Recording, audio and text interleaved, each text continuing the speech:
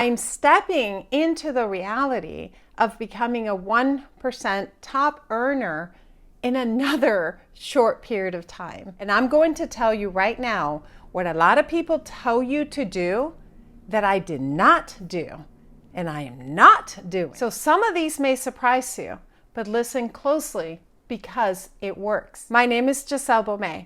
I have a background in applied neuroscience at the master's level, and I get to work with brilliant women entrepreneurs as I help them to open up to abundance by removing the blocks that prevent it. Number one, I did not play small. Now let me tell you what I mean. So for example, how I dress is how I dress. I remember getting a comment about the way that I dress. Someone literally said, "You can't possibly be rich.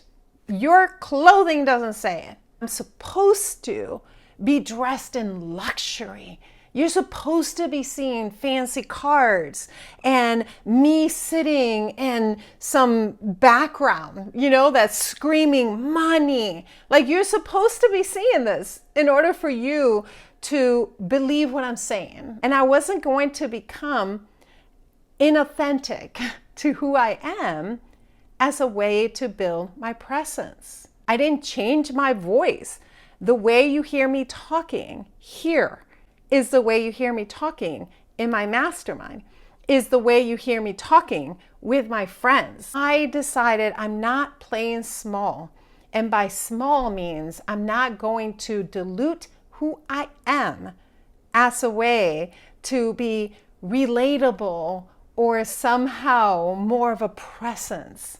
Number two, I did not overwork. In fact, if I'm overworking, that's a sign that I'm not successful. I didn't overwork. I did less. I did a lot less. And choosing high leverage actions versus doing all the things. Number three, I did not, and I do not, attach my worth to my outcomes. I keep my identity no matter what is happening in my reality. If you collapse every time emotionally that life doesn't go your way or the way that you had desired, you will self-sabotage. Be grounded in the identity of who you are, regardless of what's happening in your reality. Number four, I did not say yes to everything.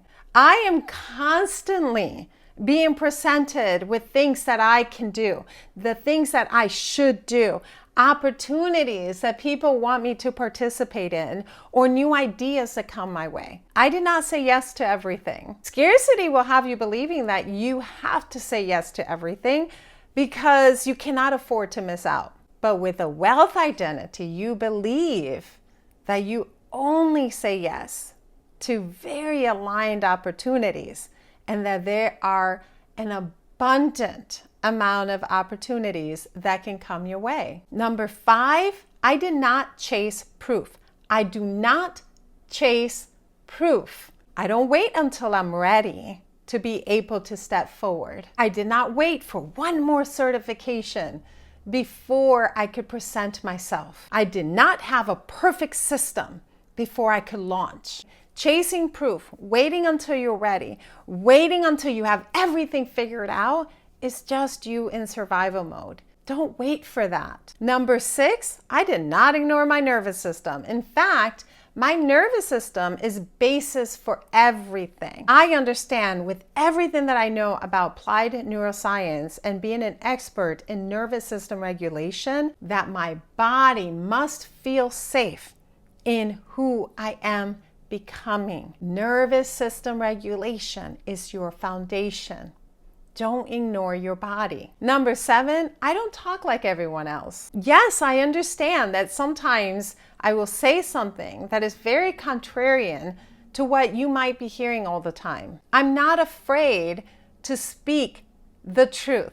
I'm not afraid to call a lot of other things fluff and to ground what I'm teaching in neuroscience and nervous system regulation, and to call out that a lot of the manifestation techniques are failing people. I'm not afraid to say things like that. I'm also not afraid to say that I work with women entrepreneurs. I'm not afraid to say that in particularly, I work with neurodivergent women entrepreneurs or women who have always felt different. And that has meant that at times I get resistance or I get negative comments about the things that I say. I'm okay with that. I said no to feeling the need that I had to talk like everyone else. And that resulted in a short period of time, me going from 0 to becoming a top 5% earner and soon a top 1% earner. Number 8, I will not tolerate misalignment in my relationships or my environment. I'm very picky about who I bring into my circle. That includes friends, but that also includes who I work with. I do not open my mastermind to everyone. My mastermind is selective, is hand selected. I personally will invite someone through a conversation into the mastermind if there is synergy and alignment. And I personally will send someone to other resources if there is not. Everyone I work with closely is elevating the energy of the whole. I also include that in the environments that I choose to be in. And number 9, I do not wait for motivation. The 1% takes actions before they are ready. They do not wait until they feel like it. Waiting for inspiration, motivation until you're ready. It's a poverty strategy. Actions help to rewire your identity before you're even ready to take them. Remember this, being in the 1% means that you stop doing the things that dilute your frequency. And when you do this, you align to the reality of your abundance because you are majestic. You're so much more powerful than you realize. And I cannot wait for you to realize it.